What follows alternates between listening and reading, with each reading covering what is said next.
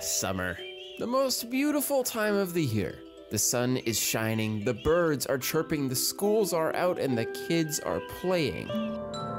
Wait, where are the kids? Back when I was a kid, we would play outside all day, until the streetlights came on at night. But now, the majority of kids are spending less than 1 hour playing outside every day. Why is that? I want to learn more so the next generation of city kids don't miss out.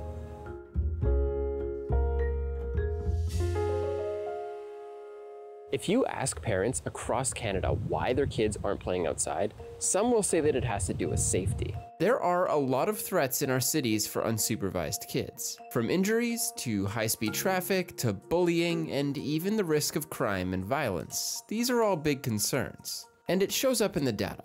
In a recent poll, 56% of Manitoba adults surveyed said they feel less safe now than they did before. With all that fear, parents might be uncomfortable sending their kids out to play alone. But is our community actually so dangerous that kids should just stay home? Well, maybe not. There are some dangers, but they shouldn't keep kids from getting active altogether. Here in Canada, the chance that a kid becomes the victim of a violent crime is less than 1%. And across Canada, crime has continued to decrease overall since the 90s. So then, what about injuries? Every year, up to 30,000 kids are treated for injuries in hospital, and 3/4 of those injuries happen on playgrounds. At first glance, that stat is concerning. But the reality is, the vast majority of those injuries are minor scrapes and bruises that heal quickly. So is the answer simple? Should we stop worrying about the dangers and just send our kids out to play? Well, the kids might not be so easy to convince. When I was a kid, we didn't have cell phones. If I wanted to see friends, I had to go outside. But that's just not the case anymore. While time outside has decreased, kids now are spending more time indoors on their screens, playing video games, scrolling social media, and consuming content online. But technology can't take all the blame for this. It turns out that screens are really only the replacement. Since the early 2000s, playgrounds have been getting safer. And as it turns out, kids don't like safer. They find riskier play settings to be more engaging and fun. So it sounds like play itself has to change. But how can we give kids the risk they want to get them playing without putting them in harm's way? According to the Canadian Pediatric Society, this starts by distinguishing hazards from risks.